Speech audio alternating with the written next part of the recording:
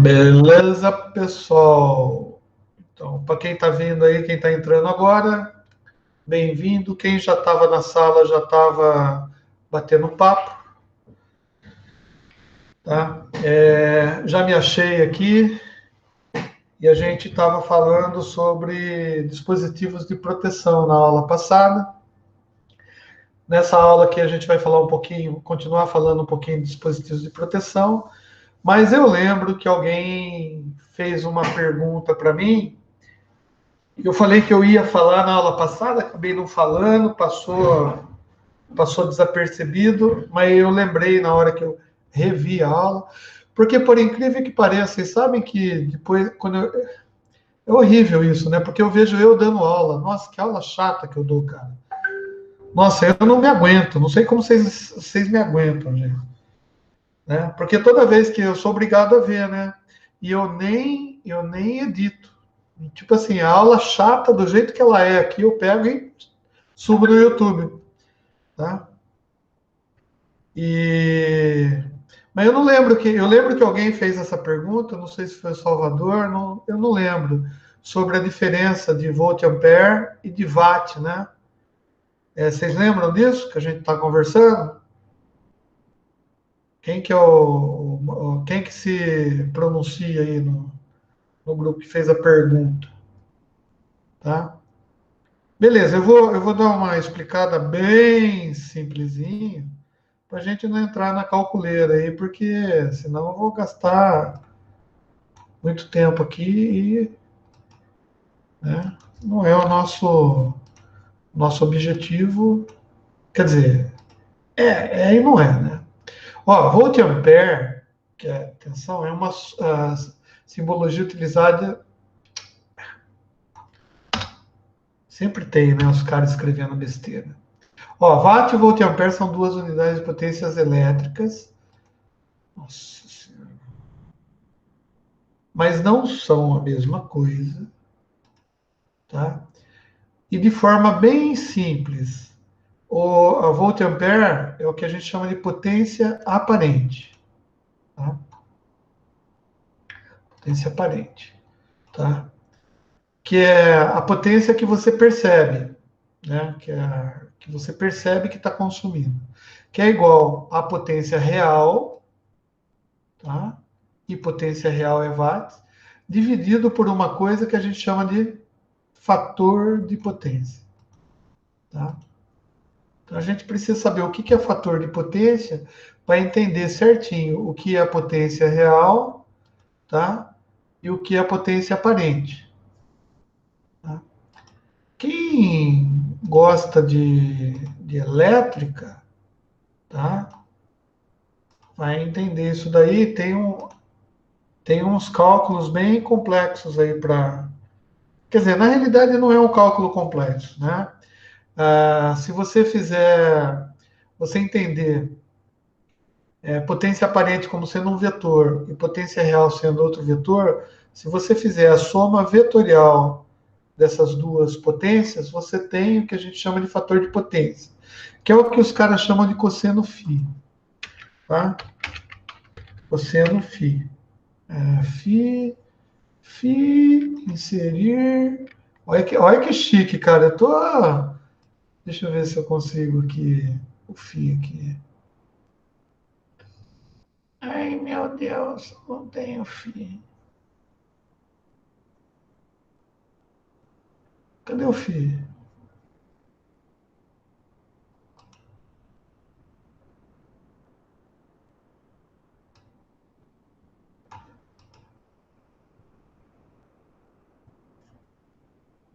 Fiquei tão feliz que eu achei que eu ia colocar. Então, vamos chamar de cosseno θ. Tá? Beleza. Tá? Ou seja, o ângulo formado entre o vetor potência aparente e o vetor potência real. Tá. Então, mas por que que existe um ângulo formado entre essas duas coisas aqui? Tá? Porque quando você está trabalhando com potência aparente, geralmente você está trabalhando com circuitos indutivos, tá? E capacitivos, tá? E a gente, na eletricidade, a gente sabe que quando você insere um circuito capacitivo, um motor, um circuito indutivo, como um motor, né, ou um compressor de geladeira, ou um compressor de ar-condicionado na residência, o que acontece? Você está colocando elementos indutivos na distribuição de energia. E esses elementos indutivos, eles vão causar alguns atrasos ou adiantamentos de fase, tá? Na corrente elétrica. E esses atrasos e adiantamentos de fase, tá? Vão proporcionar o que a gente chama de vou chamar de espúrios para vocês entenderem, na rede, que fazem com que a companhia de energia elétrica ela tenha problemas na hora de cobrar o que realmente ela entregou para você, tá? Por quê? Porque essas diferenças de fase, né, se a gente for lembrar do negócio, ela causa diferenças de tensões, tá? Portanto, diferença de fase vai causar diferença de tensão, ou seja, se eu pegar nesse lugar aqui, ó, eu tenho uma diferença daqui para cá, e nessa diferença de potencial, vamos dizer assim, vai existir corrente elétrica porque existe uma diferença de potencial. E essa diferença de potencial pode causar um consumo menor ou um consumo maior, tá? E é por isso que existe essa conta que o pessoal faz de fator de potência. Numa residência, isso não é muito, não se leva muito em consideração, tá? Porque já é tudo tabelado, a gente já sabe como que calcula, etc, etc. Mas numa empresa isso é muito importante, porque isso define o quanto a empresa consome e o quanto ela devolve para a rede, por causa dessas diferenças de fase. Então, o fator de potência muda, e se o fator de potência muda, a companhia elétrica ela, ela pode estar levando prejuízo, tá? E daí o que eles fazem? Bom, tem os limites, né? Eles falam assim, ó, gente, o fator de potência para essa determinada empresa tem que estar entre tanto e tanto. E se não tiver? Bom, se não tiver, a gente vai ter que fazer um trabalho, um estudo para corrigir o fator de potência.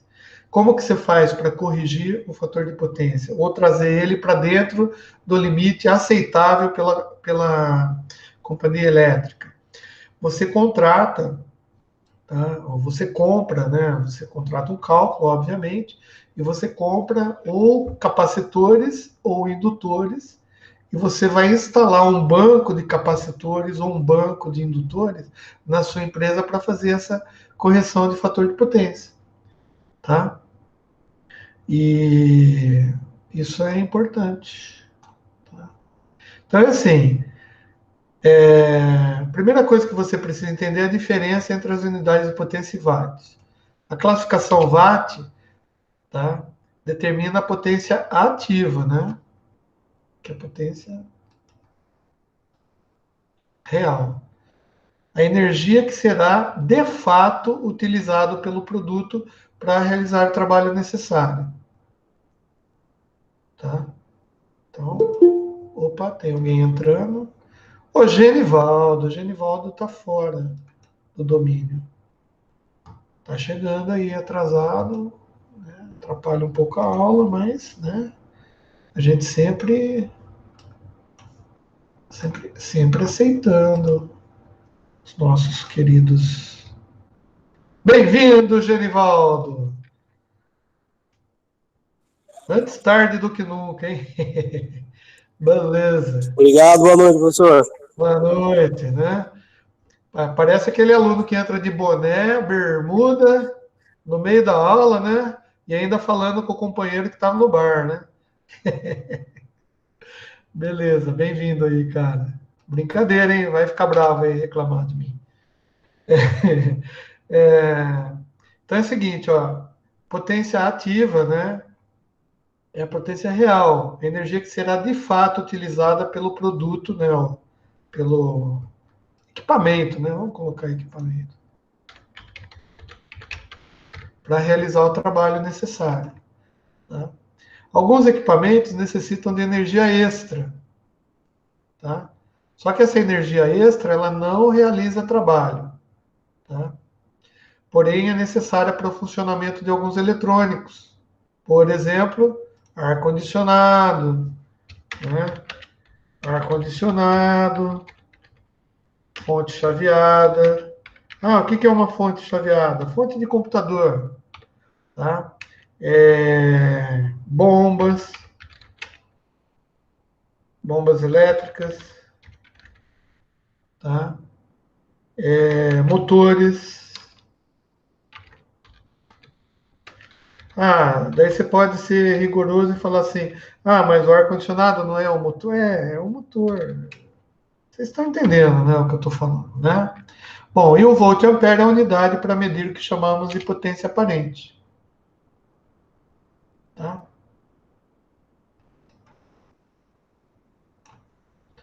Bem, gente, isso daqui é bem superficial, tá? Que é a soma vetorial da potência ativa, tá? E o que a gente chama de potência reativa, tá? Que vai dar a energia extra, tá? Essa energia extra que não realiza trabalho efetivo. Então, a energia que não realiza trabalho efetivo, você precisa dela, mas você não consome ela. Só que a empresa de energia, ela está fornecendo para você. Se ela fornece, ela quer cobrar, certo? Então, é bem por aí. Tá? É muito importante estar atento à unidade de medida utilizada antes de mencionar o no-break. Bom, o que é o no-break? No-break é um sistema das empresas. Tá? Por quê? O que eu quero dizer para vocês é que a preocupação com potência aparente, potência ativa, potência reativa, ela acontece muito nas empresas, porque tem muitos motores. Numa residência, a gente tem, obviamente, alguns motores, tem o fator de potência, mas raramente o fator de potência das empresas ela sai, né, do parâmetro já especificado, tá? Mais uma empresa que precisa de um sistema ininterrupto de energia, o que ele faz? Ele tem lá um sensorzinho que fica monitorando a energia que a CPFL fornece, né? Fica monitorando, só um monitoramento. E essa empresa, ela tem alguns equipamentos, né? Um deles, que a gente chama de no break. No break significa sem interrupção, é essa a ideia, tá? Então, o no break nada mais é do que um equipamento que fornece energia para a empresa quando a empresa não recebe a energia da CPFL, tá? Então, o que o no-break faz? Ele fica simplesmente, a gente tem essa unidade de supervisão, né, que a gente chama, geralmente o pessoal chama de unidade de supervisão de corrente alternada, porque é a corrente que está vindo da CPFL, tá? E o no-break é um sistema que transforma a bateria, e vocês lembram, né, bateria é corrente contínua, tá? Transforma um banco de baterias, porque uma bateria só não dá conta de fornecer a quantidade de corrente e de energia necessária para uma empresa funcionar. Então, você tem que colocar várias baterias. Tem empresas que têm salas de baterias, tá? Para fazer o quê? Essas baterias, elas somadas, né, juntos, né, eles fazem um arranjo de série paralelo com as baterias, para que elas forneçam uma tensão alta, que é a tensão necessária para o funcionamento da empresa. Por exemplo, se a empresa é trifásica, tá, as baterias têm que ceder, por exemplo, fornecer 380 volts. Tá? Só que como elas fornecem corrente contínua, o que precisa acontecer? Precisa haver uma conversão de corrente contínua para corrente alternada, porque todos os motores, tudo que está instalado na empresa vai funcionar com corrente alternada e com altas correntes, não é assim que funciona? Então, no break, então, como ele vai fornecer essas tensões, tá? Essas correntes alternadas, quando a CPFL não fornece energia para a empresa, tá? Esse no break ele tem que entender muito bem, ou tem que ser calculado para entender muito bem qual é a potência reativa que ele precisa, ou a potência real, vamos dizer assim, que ele precisa fornecer, e mais aquela potência extra que vai fazer os motores que são indutivos, né, ou capacitivos, né, a funcionarem de maneira a não terem problema, né? Vocês conseguirem entender a diferença? Tá? Pois é que eu falo, nem sempre a potência ativa, né, que é a potência em watts, vai ser igual à potência aparente. A classificação de volt e ampere será sempre igual ou maior do que a classificação em watts. A relação é a potência em watts, tá, dividido pelo fator de potência. Ou a relação entre watts e volt ampere, no caso, é chamado do fator de potência. Ela irá indicar a eficiência do uso de energia consumida pelos equipamentos. Bom, de uma maneira bem superficial, tá? A gente não vai entrar em cálculos de potência efetiva, potência reativa.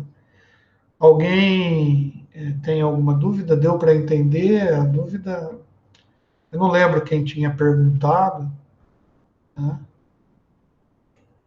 Ficou clara a explicação ou ainda gerou mais dúvidas? Por favor, o chat. Para quem é mudo, tem o chat. Tá? E para quem tem o dedo e gosta de apertar o botão aí. Beleza, Salvador. Acho que foi você que perguntou, né?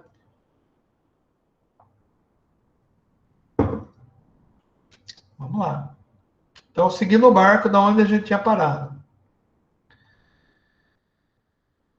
Bom, além daqueles dispositivos que a gente viu, tem outros dispositivos que são, na maioria das vezes, industriais, mas é bom a gente saber qual que é a utilização deles nos nossos circuitos prediais, né?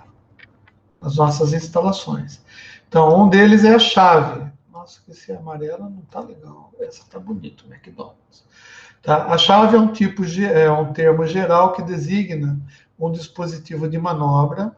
Geralmente a chave é mecânica, tá? Que na posição aberta, olha que bonito, isso daqui é a posição aberta, assegura uma distância de isolamento. Por que distância de isolamento? Porque é para alta tensões. Tá? Então é o seguinte, a chave aberta ela assegura uma distância de isolamento, né? E na posição fechada mantém a continuidade do circuito elétrico nas condições especificadas. Gente, olha só, vamos ser honestos. Isso daqui é definição de livro, né? Por quê? O que é uma chave? Chave geralmente é liga e desliga. Chave só liga e desliga, tá? Então ele chama de dispositivo de manobra mecânico. Então essa ligar e desligar é mecânico. Beleza. Por quê? Porque tem outros dispositivos que são não mecânicos, né? Tem dispositivos pneumáticos, tem dispositivos elétricos, né? Tá? Mas a chave é mecânica, tá? E quando ela está aberta, ela dá uma distância de isolamento. Por quê? Porque vocês lembram que se a gente está trabalhando com tensões muito altas, o ar, né, dependendo se tem dois dipolos, né, dois polos, vamos dizer assim, de energia, e eles são muito próximos entre si, o ar pode se ionizar e causar uma transferência de energia que a gente chama de arco, né? A gente já falou sobre isso, né? Inclusive eu falei que no começo lá que a nuvem provocava esse arco, né, voltaico entre a nuvem e a Terra. Para vocês terem ideia, essa diferença de potencial é que causava os relâmpagos, tá? Ou seja, o ar é um isolante, mas dependendo da proximidade da chave, vamos dizer assim, dos polos da chave, pode dar um arco voltaico, né? E é perigoso isso. Então, a chave, assim, ela se preocupa com essa distância de isolamento. Claro, né? Todo equipamento vai ser projetado para essas coisas. Mas na residência que eu vou projetar, vai ter chave? Não, tá? O que pode ter, né? Que a gente chama de chave geral, tá? Que a gente nem coloca mais porque a gente substituiu pelos disjuntores gerais lá, principal, né? Mas a chave geral é aquela chavinha que tinha lá na área da avó da gente, né? Eu já falei isso também, né?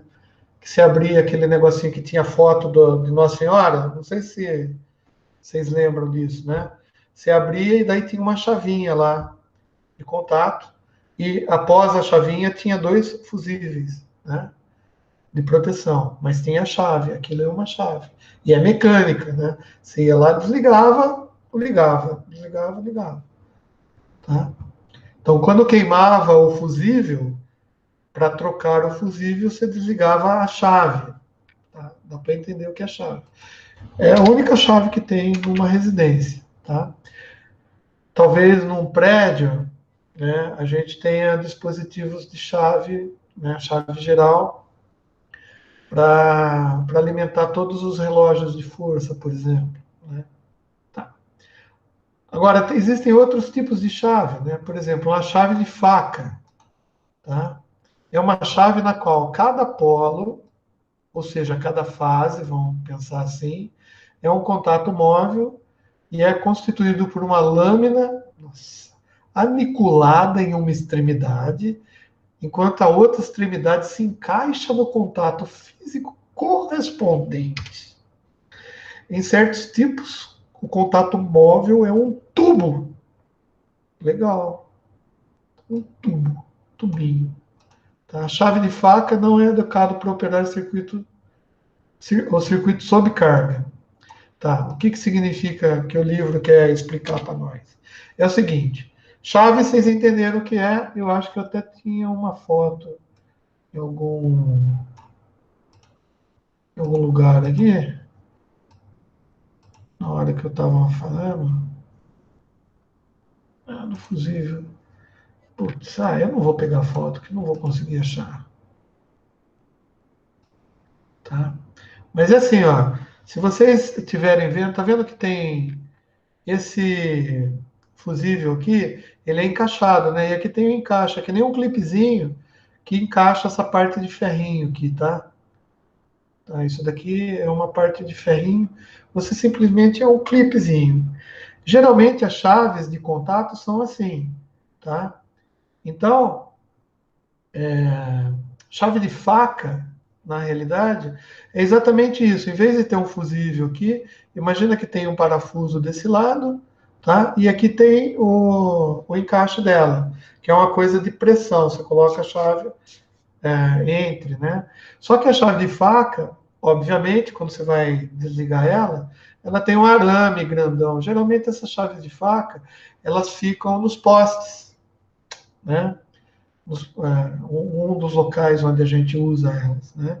Só que lá é alta tensão também, tá? E o que o cara está dizendo é que, deixa eu pegar uma foto, né? Eu estou com o Google aqui, eu posso pegar uma foto de chave de faca para vocês.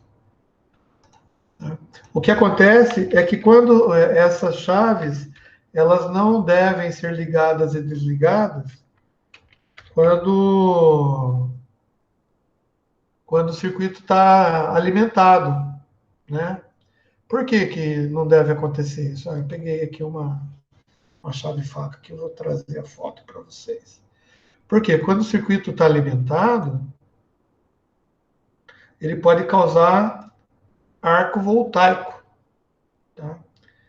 Então, a chave faca não é muito aconselhável a gente. Ó, isso é uma foto de uma chave faca.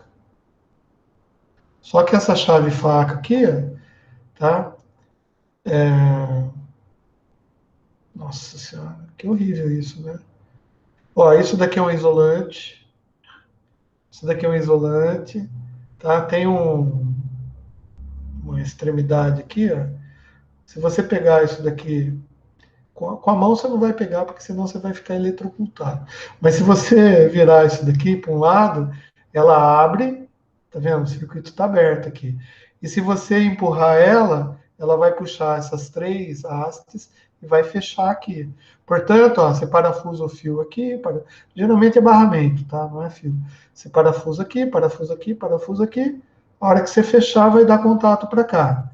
Se você mudar a chave para o lado do outro lado, você vai abrir, né? Então ela abre e fecha, tá? Só que é o seguinte, se ela tiver alimentado, né, o circuito tiver com alimentação, na hora que você vai abrir, na hora que você está abrindo, ela dá aquele, né, bonitinho efeito sonoro que eu fiz. Ela dá um curto, como se fosse um arco voltaicozinho aqui, tá? E isso não é legal, porque arco voltaico a gente viu que esquenta pra caramba, né? Então, não é adequado para estar. Então, uma chave dessa, essa daqui tem três negocinhos de parafusinho aqui, porque o acionamento dela pode ser elétrico, tá? Então, você põe um motorzinho para fazer o acionamento dela, vai virar para cá ou virar para cá, para você não ter contato. Cara, mexer com alta tensão é horrível, tá? Mas é só para saber que existe, tá? Saber que existe, onde eu vou pôr essa foto aqui? Ah, depois vocês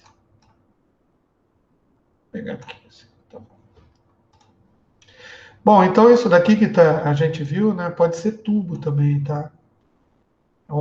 Em vez de ser chapa, assim, chata, é tubo, tá? Pode ser tubo. Tá? Qual que é a vantagem do tubo para chapa? Tá, eu vou explicar para vocês. Em corrente alternada, tá? Não tem tanto problema assim, mas quando se aumenta, porque é 60 Hz a frequência. Quando se aumenta muito a frequência,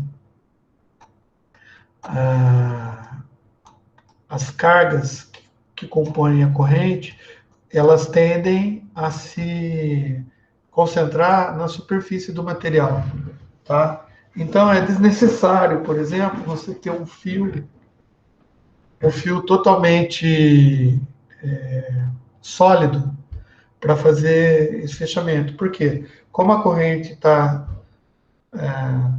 se espaçando pelas laterais, né? É aquele efeito pelicular, né? Então você não precisa ter nada no meio, porque se as cargas automaticamente elas se repelem e ficam nos cantinhos, né, do condutor, se o condutor é cilíndrico, só vai na superfície. Então você faz um tubo porque o meio não precisa, tá? Então essa é uma das... Tá.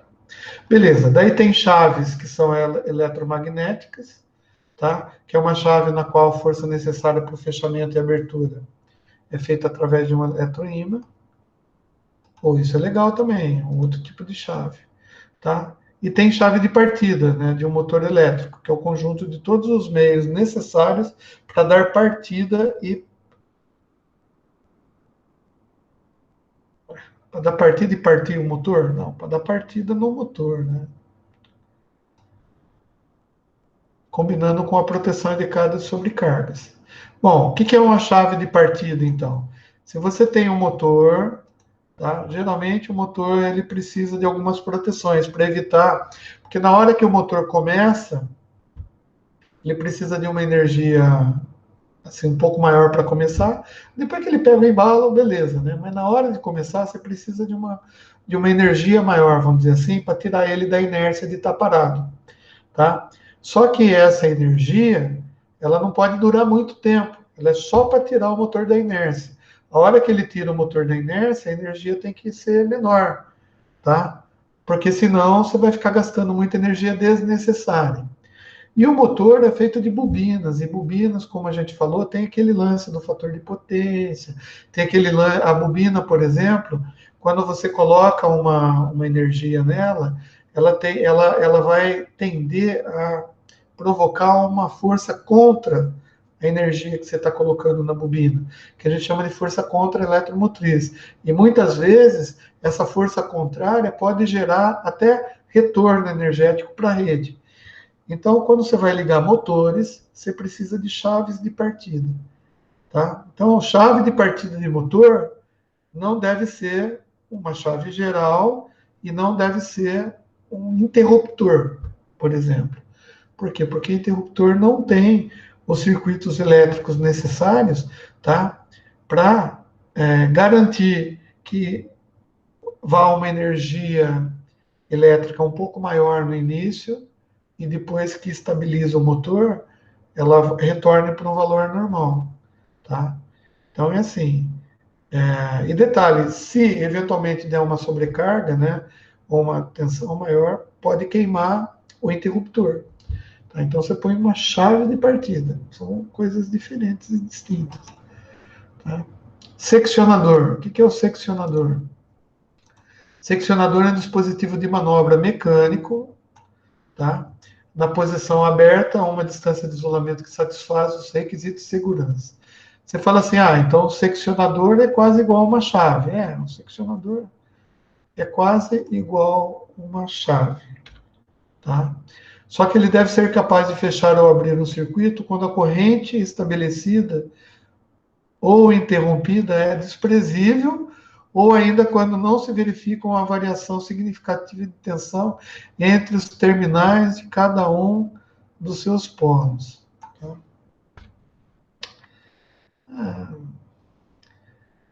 Vamos esquecer essa. Né? Vocês leem com mais carinho isso daí. Mas é o seguinte: uma chave pode ser um dispositivo que liga e desliga, né? E que mantém um isolamento. O seccionador, na realidade, eu até chamo de chave seccionadora, porque é como se fosse uma chave.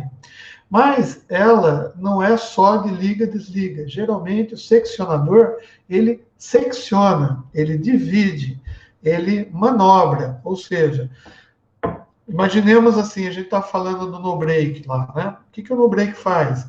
O no break, ele fica verificando, né? Ele fica, na realidade, fornecendo energia, né?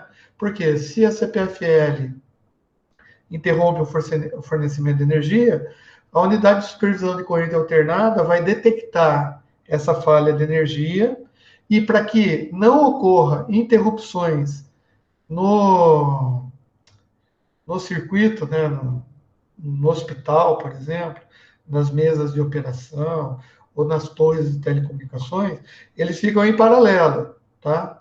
Então, na hora que ocorre a falta de energia, tá? A unidade de supervisão de corrente alternada, através de circuitos seccionadores, tá?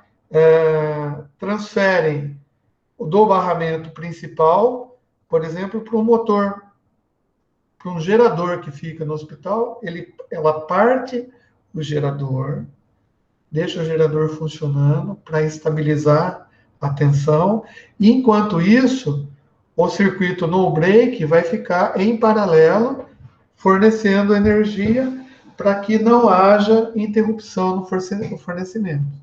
Beleza, tá? Essa seccionadora, a unidade de supervisão de corrente alternada, a partir do momento que ela verifica que o grupo motor gerador, ou o gerador do hospital, aquele motor de caminhão que os caras colocam lá, tá? tiver a tensão estabilizada e a frequência estabilizada, que é igual a que a CPFL iria fornecer, o que ele faz? Ele pega e coloca o motor no barramento. Quando eu falo no barramento, é para fornecer energia para o hospital. Quando ele faz isso, tá? O no-break, que está em paralelo, vai sentir, obviamente, que tem uma energia já sendo fornecida para o hospital funcionar, por exemplo. Tá? Então, o que ele faz? Ele volta para aquela situação de paralelo, em stand-by, que a gente chama de flutuação. Ou seja, as baterias, elas param de fornecer energia e usam a energia fornecida pelo grupo motor gerador. Pô, mas isso é um negócio complexo, né? Tá? Legal. E quando a energia da CPFL retorna, essa unidade de supervisão de corrente alternada vai detectar que a CPFL já voltou a fornecer energia, tá? E ela vai fazer o seguinte: ela vai, no momento que ela vai, porque ela tem que trocar, né? O motor está funcionando, então ela vai acionar uma seccionadora, que é essa, para desligar do barramento o motor e ligar no barramento a energia de CPFL. Só que entre ligar e desligar tem uma fração de alguns segundos que ficaria sem energia. O hospital, por exemplo. Eu não sei por que eu estou falando do hospital, acho que é por causa da minha mãe, né? No hospital. Daí o que acontece? Enquanto esses 2, 3 segundos acontecem, né, de interrupção, o no break vai fazer com que as baterias, né, forneçam energia através de um alternador que vai ficar em paralelo no barramento. Tá? Então, seccionadores, na realidade, são chaves que fazem manobras. Né? Tá?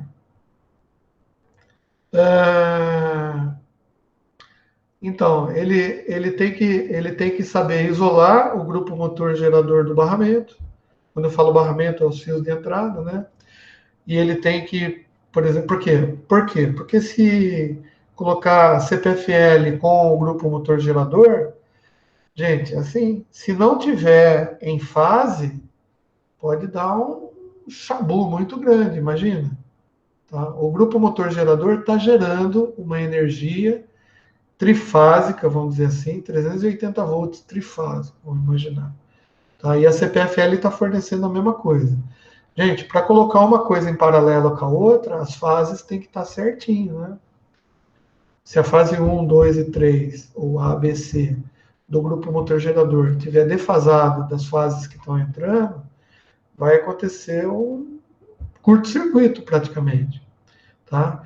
Então, você não pode colocar grupo motor gerador, né, em paralelo, a não ser que você consiga fazer com que as fases estejam certinho. Tá? E para paralelar essas coisas, a gente usa chaves seccionadoras.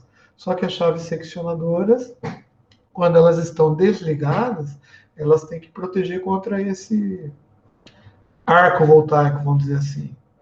E quando ela estiver ligada no barramento, ela tem que ter, obviamente, capacidade para manter a corrente passando por ela. Né? Beleza? Tem algumas chaves seccionadoras, elas não desarmam com curto-circuito, tá?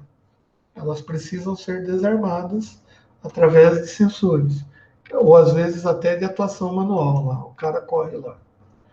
Beleza. Chegamos no nosso interruptor, que é o que a gente precisa saber para as nossas residências, tá? Então, o que é o interruptor?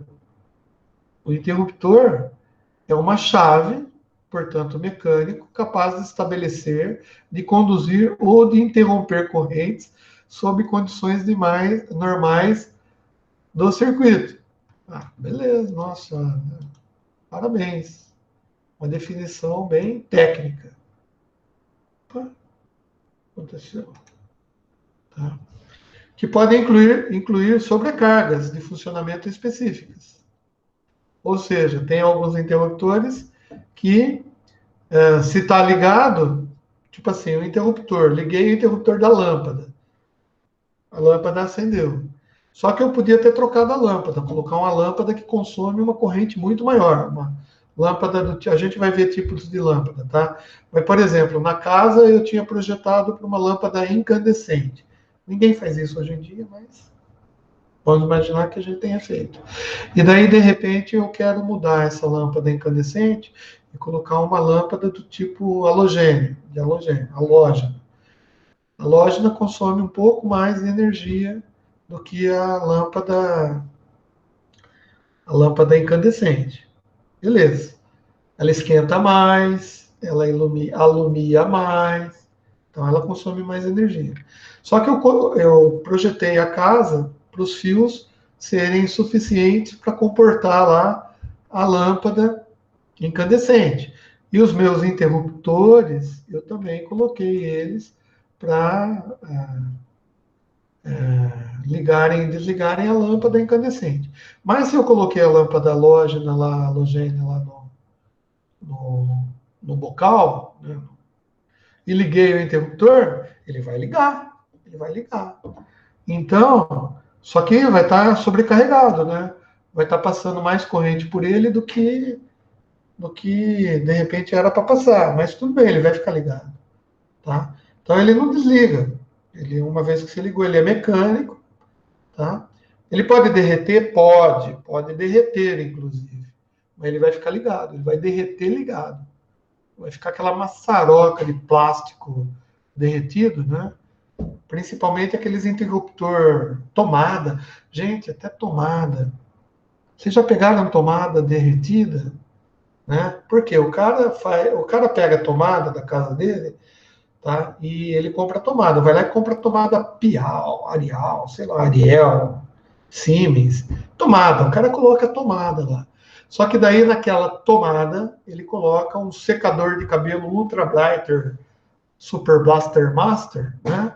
Que vai consumir uma energia muito grande. Daí o que acontece? Começa a esquentar a tomada, ela derrete.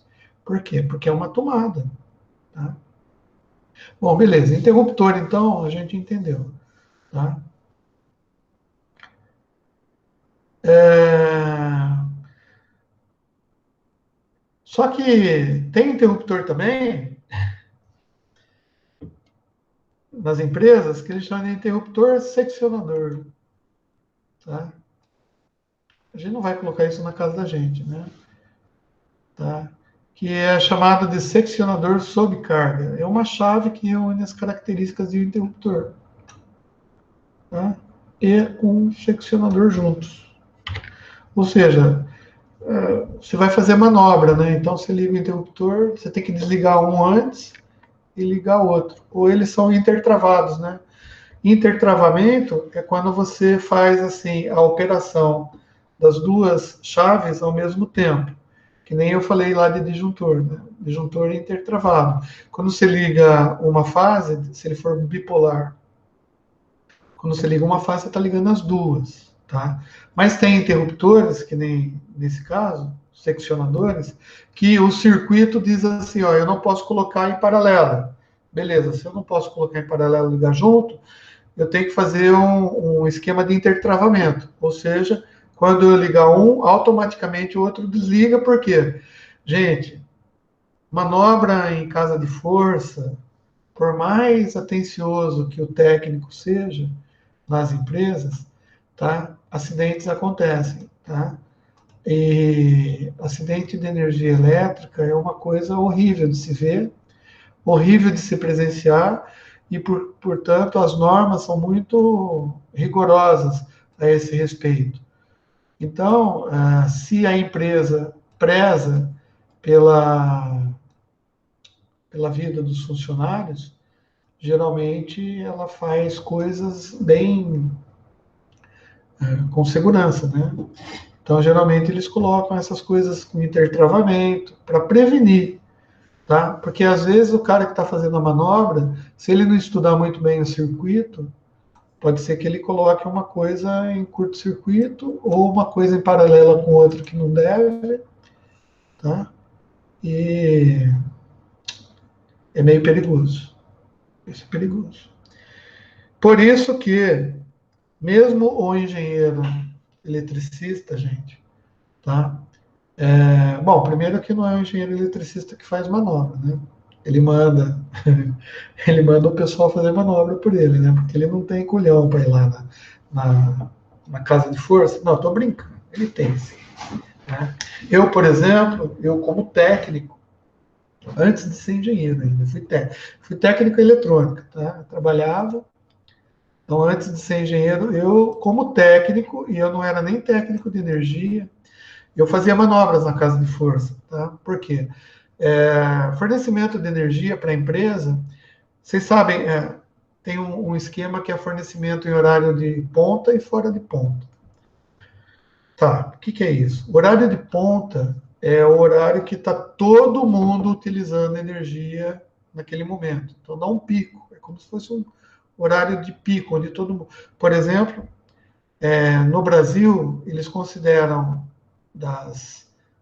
acho que das 5 da tarde até as 19 da tarde, que eles chamam de horário de ponta. O que significa isso? Significa que todo mundo está chegando no serviço em casa, todo mundo está usando elevador nos prédios, todo mundo está tomando banho, todo mundo está ligando a televisão, todo mundo está ligando o ar-condicionado. Isso é horário de ponta. Então, eles até cobram mais energia nesse horário. E o horário fora de ponta é o horário que é normal. Tipo assim, todo mundo já tomou banho, está descansando, um tá hoje está vendo o jornal, o outro foi para o quarto assistir YouTube, tá na internet, não está mais tomando banho e tal. Então, o consumo de energia diminui. E, obviamente, quando você vai fazer para uma cidade fornecimento de energia todo, você tem que fazer uma conta para saber qual que é o consumo geral, levando em consideração o fator de potência da cidade, né, como um todo, né? Não é assim que faz. Porque você vai fornecer, tem um monte de motor, tem um monte de geladeira, tem um monte de ar-condicionado. Então você vai fornecer uma energia um pouco a mais, tá?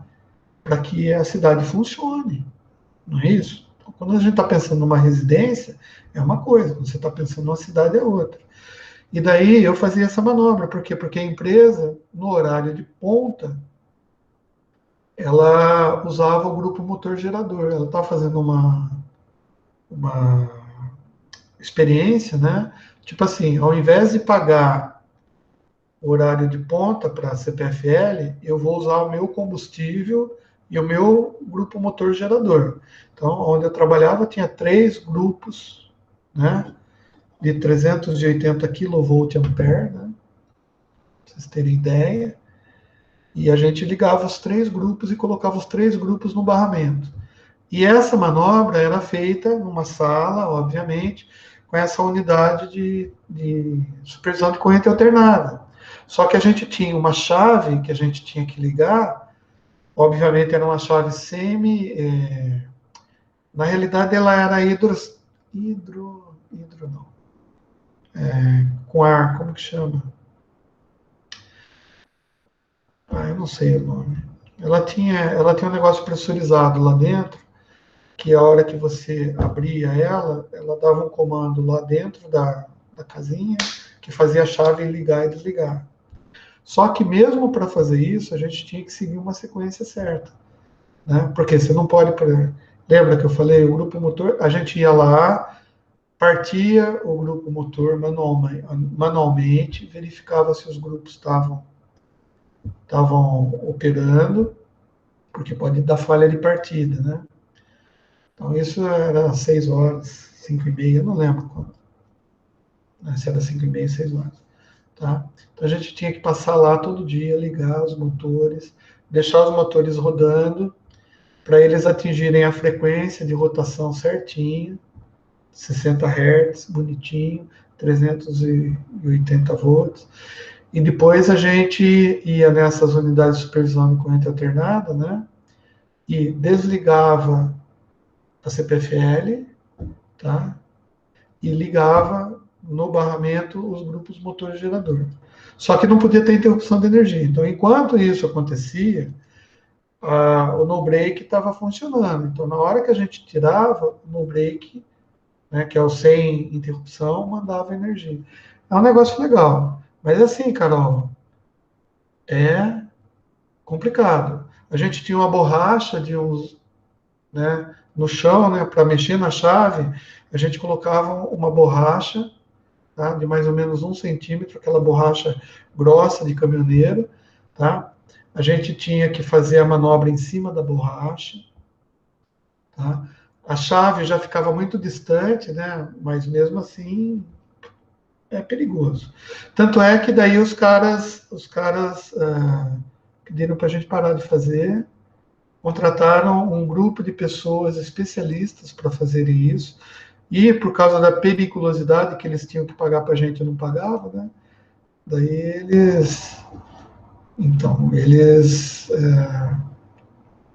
eles pararam de pagar periculosidade, eles não pagavam periculosidade para a gente, tá?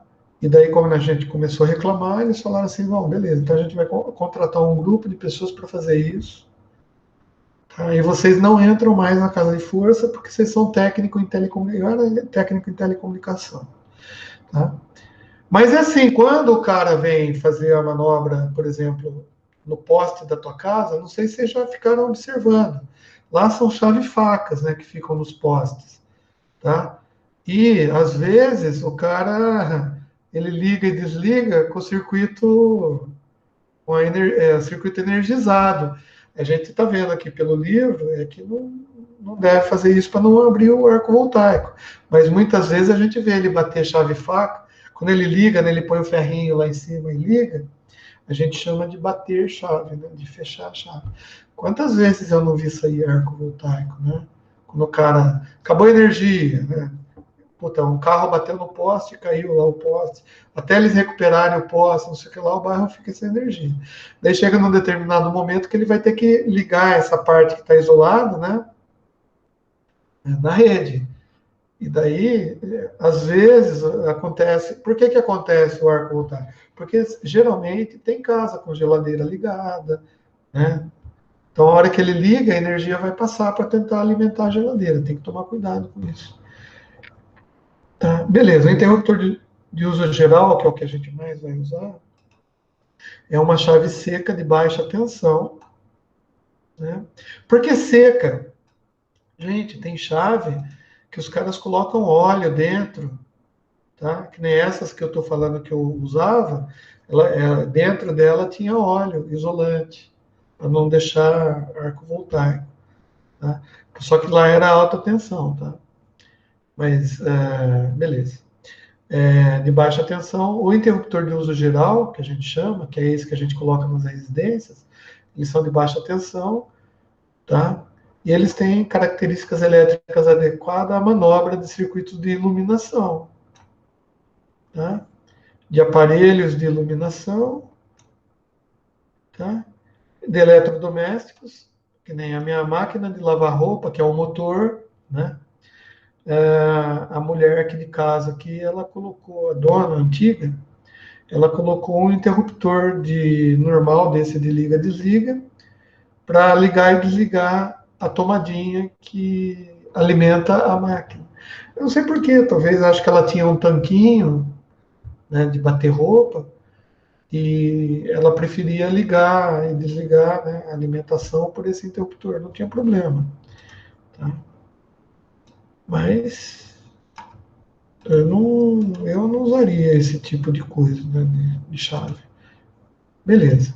Daí tem o contator, que é um dispositivo de manobra mecânico, de operação não manual, tá? Daí já é mais, obviamente, nas empresas, tá? Geralmente o contator é eletromagnético, tá? Que tem uma única posição de repouso e é capaz de estabelecer, conduzir e interromper correntes em condições normais de circuito, inclusive sobrecarga. Tá? Então, o contator é um dispositivo de manobra também, né? Ele tem uma única posição. Bom, relé. Tá? Relé é o dispositivo. Ah, por quê? Bom, daí vocês podem estar nesse momento perguntando para mim, pô, César, por que você está passando tudo isso para nós? Porque o livro pede para passar, né? Eu sou obrigado a passar, e para vocês não ficarem na mão quando alguém falar de alguma coisa, né? Eu espero um dia que vocês tenham a empresa de vocês e que vocês façam projetos de civil para empresas também, né? Só que quando você fizer o projeto civil para empresa, você vai ter que entrar em contato com esses termos, tá? E, obviamente, gente, eu não quero que vocês fiquem só fazendo projeto de residência. Tudo bem, é uma especialização, vamos dizer assim, mas dá muito mais dinheiro você fazer um projeto de empresa, né, de prédio, de apartamento, não dá? E daí você vai ter que entrar em contato com esses termos aí, né? Se você se aventurar a fazer o projeto elétrico, tá? Daí você vai ter que estudar um pouco mais, né? Eu não sei, como eu falei para vocês, eu não sei quais são os limites de autonomia que vocês têm conforme o CREA, né? Até quanto o CREA libera para vocês assinarem uma planta elétrica, né? Então, e isso é importante para vocês saberem também, né? Tipo assim, essa planta elétrica, eu tenho autoridade e autonomia para assinar? Tipo assim, eu fiz um prédio, nossa, projetei um prédio de 85 andares, com 800 mil elevadores, elevador que vai do primeiro até o 40º, elevador que vai do 40º até o 80º andar, sabe? Com bomba d'água para levar água lá para cima, com equipamentos de proteção de incêndio, né? Bomba, né, para pressurizar a água de incêndio, aquecedor, não sei das quantas. Então, daí você tem que ver se você tem autonomia e poder para assinar uma planta elétrica de um prédio assim. Se você não tiver, obviamente, você vai ter que pegar um colega eletricista para fazer isso para você. Mas geralmente os escritórios, eles têm engenheiro de todo tipo, né? E assim, cuidado com o engenheiro eletricista que você vai contratar também, porque ele pode não ser um engenheiro eletricista que tenha conhecimento para fazer isso, né? Porque uma coisa é você ter o diploma, outra coisa é você ter conhecimento e, né, colocar a tua assinatura lá, né? Da mesma maneira que às vezes você fica pensando, pô, será que eu vou ter condições de fazer um cálculo estrutural para uma ponte estaiada, não sei o que lá. Cara, aqui na faculdade você está sendo treinado, né? E os professores estão te dando condições de calcular, tá? Agora, obviamente, né, que não é calculando trelicinha de 2, 3 momentos, né, que você vai conseguir fazer um cálculo total de uma ponte estaiada. E se você acha que tem softwares e computador que vão fazer isso para você, beleza. Eu ainda não confio totalmente em software, não, tá? Por quê? Porque você precisa conferir os cálculos, né? Você não vai confiar na Autodesk para fazer um projeto que você vai assinar lá e se cair, você vai ser processado. Vai. Eu sei. Tá? Daí não adianta. Na hora que você tiver com a assinatura lá no CREA, o prédio caiu, Deus me livre, não adianta você falar assim, ah, mas eu fiz com o Autodesk. Entendeu? A culpa é da Autodesk, não é minha. Vocês concordam comigo? Então, os negócios, a partir de um determinado momento na vida da gente, a gente vai ter que começar a assumir as responsabilidades.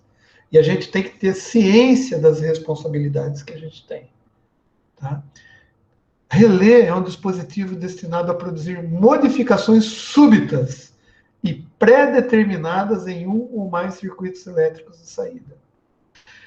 Tá, o que o relé faz? O relé é o seguinte, o relé é um circuitinho que ele tem duas possibilidades, ou ele está ligado ou ele está desligado. Óbvio, que nem um interruptor. Só que é o seguinte, ele tem uma terceira perninha que é uma alimentação. Tá? Então é assim, se você colocar alimentação nele, por exemplo, ele vai estar ligado. Se você tirar a alimentação dele, ele vai se desligar automaticamente. Então, o relé, ele serve para você corrigir caminhos de circuitos elétricos, tá? É, onde é usado o relé, tá? Por exemplo, para você fazer esses circuitos protetores, tá? Geralmente você usa relé, tá? Ou seja, se não tem energia da CPFL, pum, vai faltar energia no controle de um relé. Então, esse relé poderia, por exemplo, já mandar uma mensagem para partir o grupo motor gerador. Concorda? Mas o grupo motor gerador, ele ainda leva um tempo para partir e para pegar velocidade, ajustar a frequência e fase, tá? Legal. Então, se é um negócio automático, nesse mesmo momento, o no break já deve estar em paralelo lá com o barramento, né? Para não deixar interromper lá a empresa, tá? Mas a hora que o motor tem um aparelhinho para medir frequência e tensão, a hora que chegou certinho na frequência e tensão, tem que ter um jeito de mandar um comando, né? Para que a chave, né, automática, por exemplo, consiga fazer paralelismo. Beleza, poderia ser automático? Sim, tem sistemas que fazem isso. Daí você usa o relé para fazer isso. O relé, então, ele vai servir de manobra, tá? Para isso que serve o relé.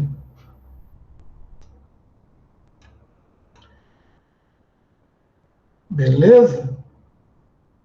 Tá. Então a gente já aprendeu um monte de coisa.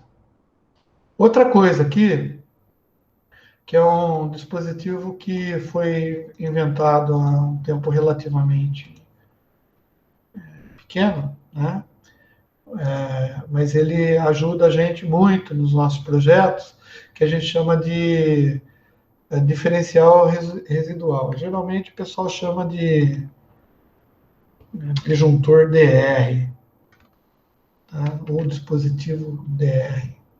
Tá? O que acontece? Esse daqui é um dispositivo de proteção que detecta a existência de corrente diferencial em um circuito. Bom, a gente tem que saber o que é uma corrente diferencial. Vou imaginar assim, tem uma corrente de uma fase para de uma fase para outra, tá?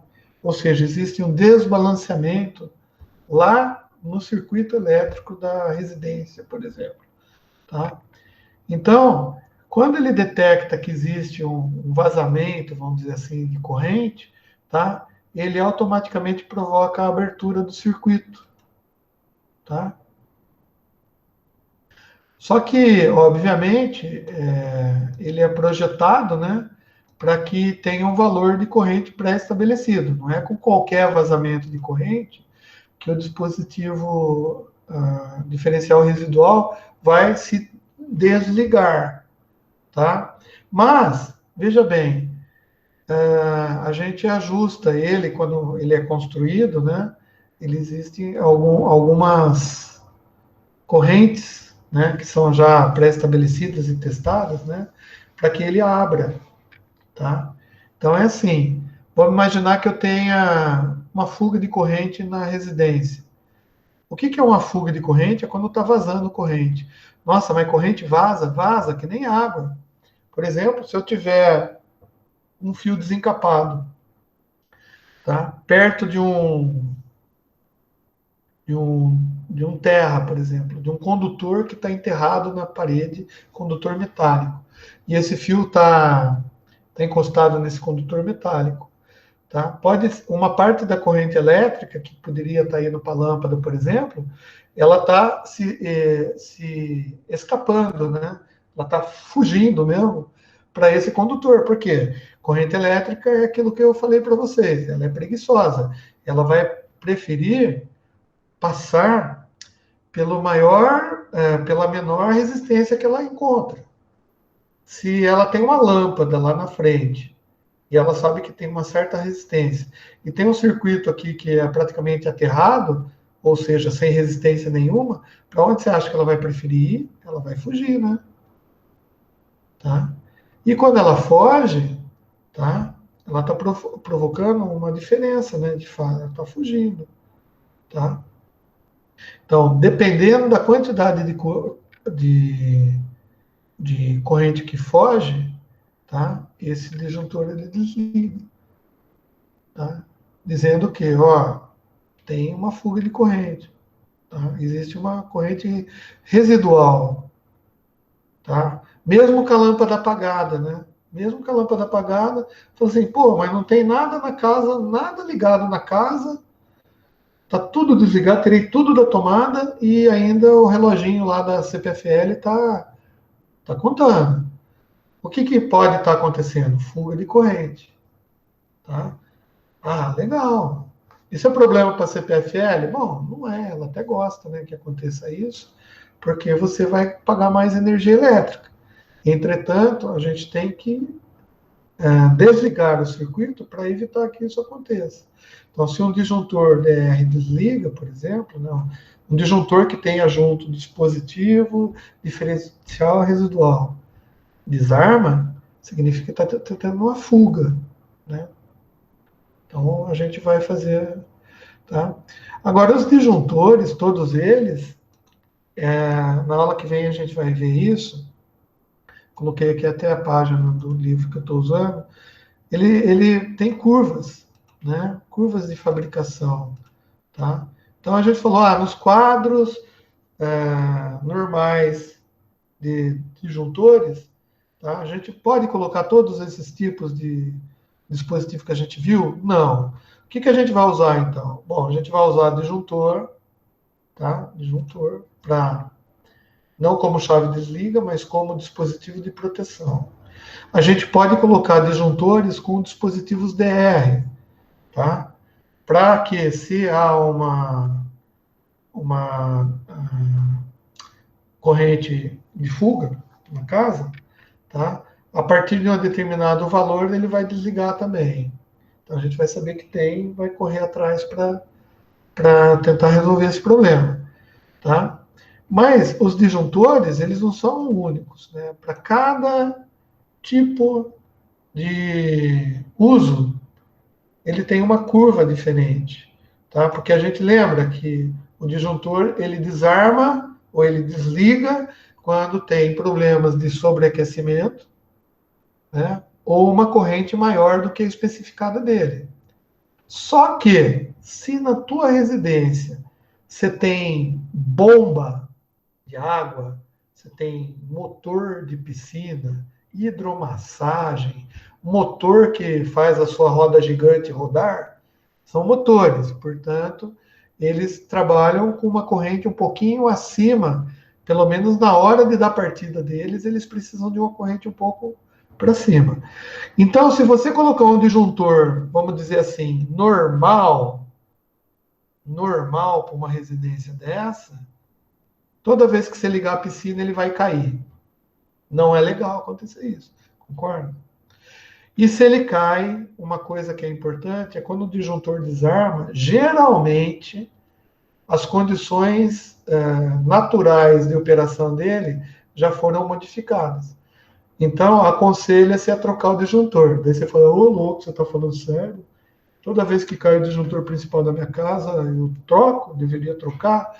O certo é trocar, tá? Porque uma vez que ele caiu, ele já não tem as mesmas condições que ele estava antes. Mas, como eu falei, disjuntor para casa que tem piscina, tem motor trifásico, tem esmerilhadeira, o cara gosta de fazer com serra elétrica lá, ele vai fazer um monte de compressor, o cara tem um compressor para pintar carro na casa dele. É um motor, né? Toda vez que liga o compressor, cai o disjuntor. Ele não sabe por quê. Né? Toda vez que ele dá partida na esmerilhadeira, cai o disjuntor. Ele não sabe por quê. Porque ele usou um disjuntor que tem uma curva de atendimento diferente. Tá? Então, é assim, quando o cara for pedir para você fazer uma planta para ele, você pergunta para ele, de boa, não, seu Zé, o senhor gosta de usar serra elétrica em casa? Né? O senhor tem compressor de carro, gosta de pinçar? Tem aqueles motorzinhos de aqua, não sei o que lá, para lavar carro, lavar parede, né? Tudo isso são coisas que você vai colocando na tua casa, mas você não tem noção que pode causar problemas, tanto no consumo quanto no disjuntor de entrada, no principal. A CPFL não se preocupa com isso. Quem tem que se preocupar com isso é você. Por quê? Ela acha que você está numa casa residencial, portanto, você vai usar só coisas residenciais. Mas o cara que leva uma serrinha elétrica para casa dele, né? Ele não está fazendo só coisas residenciais, né? Um compressor para pintar parede, para pintar automóvel, né? Ou então uma hidromassagem para piscina, para banheira, né? Você fala assim, legal, mas você previu? Então você tem que trocar o disjuntor de entrada, tá bom? Beleza, moçada. Então eu vou parar de gravar a aula hoje. Na aula que vem, só para vocês saberem o que a gente vai tratar, é assim, a gente vai tratar das simbologias, tá bom? Eu acho que já deu para a gente entender mais ou menos como que funciona os dispositivos, como que a gente vai fazer os dispositivos, mas para fazer aquele bendito trabalho que eu dei para vocês, a gente vai precisar saber como identificar tudo isso que a gente falou num diagrama, né? Porque esse é o objetivo da nossa matéria. Olhar para um diagrama e entender o que está acontecendo ali. Não só saber os tipos se é disjuntor, se é interruptor, se é tomada, né? Se é uma tomada que está em cima, embaixo, do lado. Tudo isso tem símbolos, né? Esses símbolos são padronizados, tá? Mas a gente precisa conhecer os símbolos para poder fazer o nosso trabalho. Tá? E eu acho que isso é importante para nós, né? Conhecer, né? Pegar um negócio, uma planta elétrica de uma fábrica e saber o que é um transformador, o que é um disjuntor, o que é uma chave, se o fio está embutido, se está aéreo, se está pelo lado, né? A grossura do fio, né? O quadro, né? Se é um quadro de distribuição, se é um quadro central, né? Se é um disjuntor geral, né? Isso tudo, se é uma chave seccionadora do circuito secundário, isso é importante para a gente. Acho que é muito mais importante do que, no nosso caso, tá? Do que saber fazer cálculo de fator de potência. Tá? Mesmo porque cálculo de fator de potência, né? Você vai contratar uma empresa para fazer isso para você, tá bom? E, por favor, não vão reclamar lá com o Marco, lá, como fizeram no semestre passado, retrasar, sei lá quando que eu dei aula, dizendo, o César não vai ensinar a gente a fazer cálculo de fator de potência. Né? Daí você fala, mas qual que é o objetivo da matéria, meu? Você é engenheiro eletricista ou engenheiro civil? Vamos, né? Entender o que você quer. Não, eu quero aprender a fazer cálculo de fator de potência para fazer banco capacitivo corretivo de empresas. Beleza. Tá? Você não vai aprender isso em instalações elétricas prediais. Tá? Daí a gente vai ver lá, tem outras matérias que ensinam. Eu quero fazer cálculo de linha de transmissão da usina de Itaipu para distribuir para o interior de São Paulo. Você tem que ter noções de linha de transmissão, tá? Que é o que a gente falou aqui. Né? Eu quero fazer conversão estrela-triângulo, porque o motor que o cara vai usar, ele parte estrela, mas a CPFL entrega um circuito trifásico em triângulo para mim, como... Beleza, a gente viu, né? Como faz a conversão. Tá? Pelo menos a ideia de... Tá? Beleza, moçada?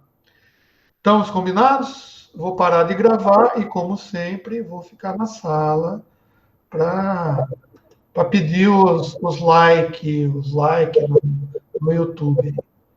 Tá bom? Quem está vendo no YouTube já sabe,